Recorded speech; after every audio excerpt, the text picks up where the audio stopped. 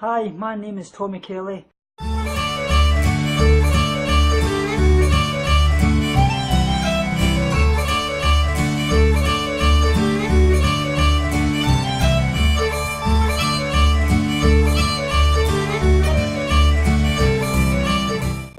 Hi guys, welcome back. Tofu goddesses, tofu gods, or whether you're a peanut butter god, a chocolate god, or even a meat eater god, I love everybody. Absolutely respect for yous all.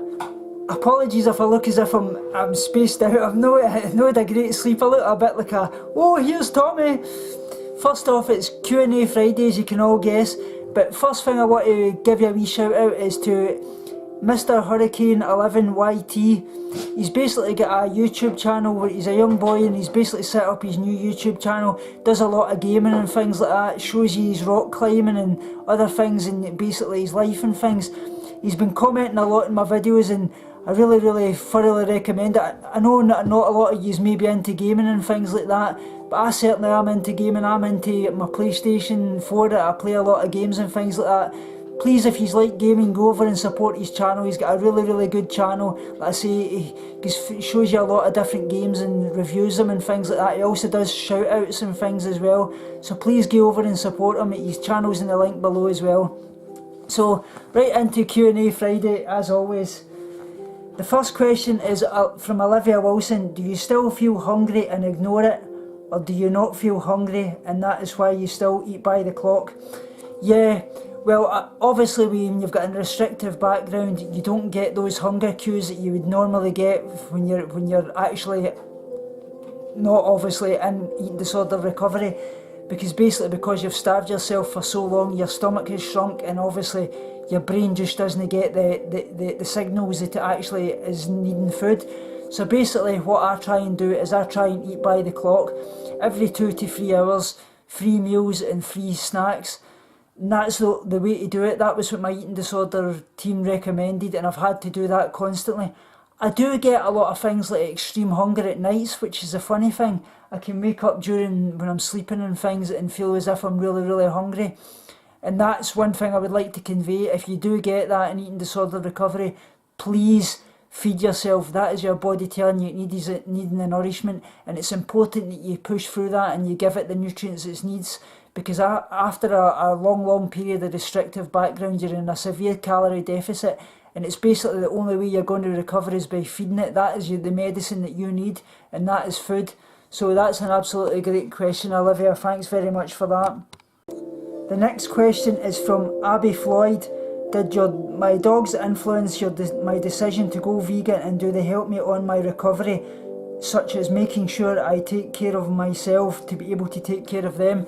Yeah, my animals did actually really influence my decision to go vegan, because the way I look at it, if you can eat cows, what's the difference with eating dogs? They're all animals and they all deserve love. They're all different in so many ways and they all give love and compassion. You shouldn't be eating animals. That's the way I look at it. But I don't discriminate against anybody for eating animals.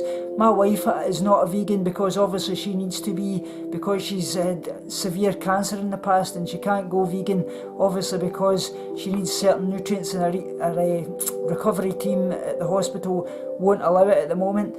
But like I say, yeah, I know that I've got to keep myself well, because your dogs always need walking, they need looked after and things like that. And I love my animals so much, as you all know, they mean the world to me. Me and my wife can't have kids, and just to know that what I'm doing is not only helping myself but helping the animals, to look in the mirror and know that means everything to me. And like I say, there's no difference with dogs to cows to chickens to pigs. They're all animals, they all have babies. They all deserve love and compassion, and that's what I think about. If you can eat cows and things like that, what's the difference with eating dogs? It's basically the same. They're all living beings and they all deserve love. So that's my opinion on that. Thanks very much for that, Abby. She also asks, do you get overwhelmed filming so many videos, as she worries that basically I may get burned out? No, sometimes obviously I've had to scale back my videos. Like I say, I only try to do 1 a day. Very rarely I'll do 2, but sometimes I was putting out 3 a day and things like that. and it was absolutely burning me out. Like I say, you have to take care of yourself to obviously be able to take care of others, and that's where it starts. Looking after yourself starts at home first. If you want to help other people, you've got to be able to help yourself first and be the best version of yourself and be healthy to put out that message for other people and show people that you are being the best that you can and recovering. Because if you come on here and you're looking ill and you're not helping yourself and you're stressing yourself out, you're not going to be helping other people, because you want to be the best version that you can to show that people that you are recovering, and that starts at home. So thanks very much for that. That was a really, really good question. You also ask, would me and my wife consider adopting kids? Yeah, we would consider adopting kids. We actually tried it in the past and it was a really, really traumatic experience. They basically wouldn't give us kids because they said that my wife was suffering with cancer in the past, that she didn't know that whether she was going to be here in the next 5 years, and that really got my wife really, really upset, and myself, and I actually get really, really angry with the people that came to see us about it, and I told them to get out of the house because I had my wife in tears and things like that, and there was no need for that because that's just absolutely despicable. At the end of the day, we'd give the kids the very, very best home they could, and I know that they're obviously maybe worried at the time that I wasn't in the best place with my eating disorder and things, and they may be worried basically that maybe I'd be pushing my eating disorder behaviours onto other people, but that's far from the truth, because we have our friends' wee daughter over all the time, and I would never push my eating disorders onto anybody, because I don't want anybody to be like me, and I'm recovering totally, and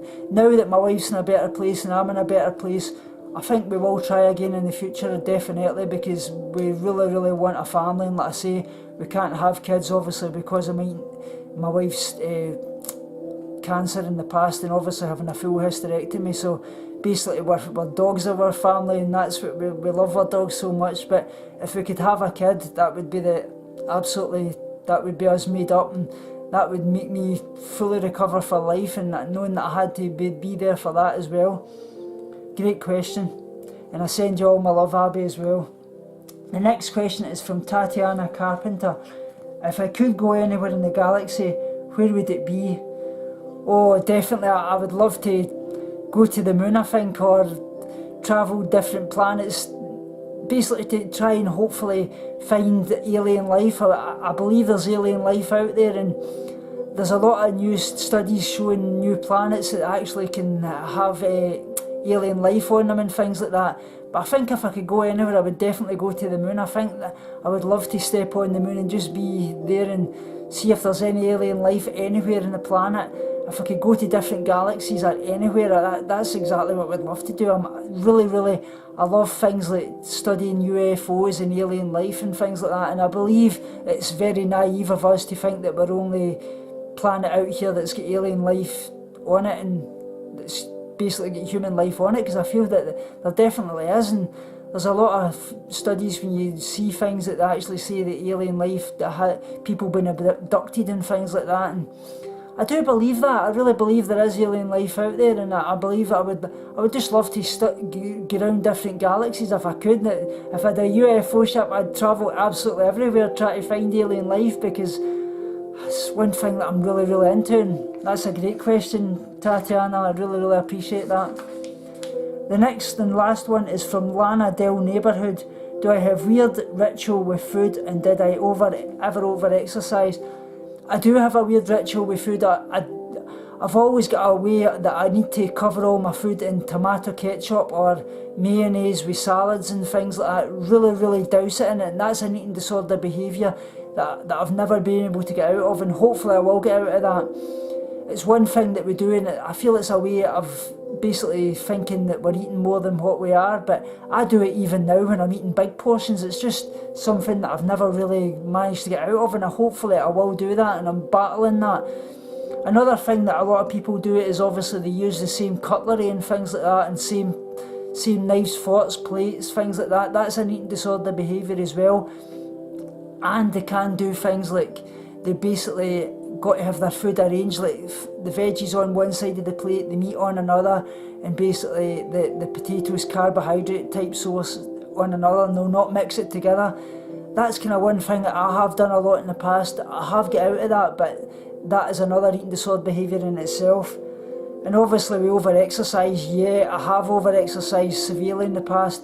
If you look back at my eating disorder videos, which I'll link below, my eating disorder part 1, part 2, part 3, it actually goes right into this, where I would be going 15-20 mile runs a day, getting up through the night and doing sit-ups, press-ups, getting into weights. I was actually a semi-professional footballer at the time as well, so this was all correlated with that as well. But that's a really great question, Lanadale Neighbourhood, and I'll link those below with my eating disorder part 1, part 2, part 3. Please check them out, and that'll get right into that much deeper. Like I say, guys, this has been an absolutely great Q&A as always. If you've got any questions, please link them below for next week's, because this makes it much easier for me to find them. But before I go, I'd like to share a wee story with you, a poem. It's called Man in the Moon, and I feel it's really reflective of basically looking at yourself, listening to who you are, and being true to yourself and following your dreams. It says, I sat and pondered with the moon, what future do you see? I asked questions about my life. He said, relax and listen to me. Do not hurry to find true love. There is so much to learn and do. Just be patient and you will find that love comes looking for you. Be who you are and define yourself. Always walk with your head held high. Follow your heart and chase your dreams. Release your soul and let it fly.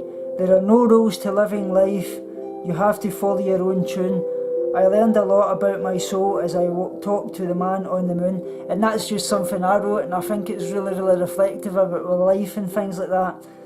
So like I say, guys, thanks again, and sending you all my love. I just hope I haven't looked as if I'm a bit of a space cadet this morning. I mean, the lack of sleep, but I've tried my best to get through it. My eyes are looking as if... So, like I say, binge on life, purge negativity and starve guilty feelings. And I'll speak to you all soon. Remember, guys, binge on life, purge negativity and starve guilty feelings. Speak to you all soon and love you so much.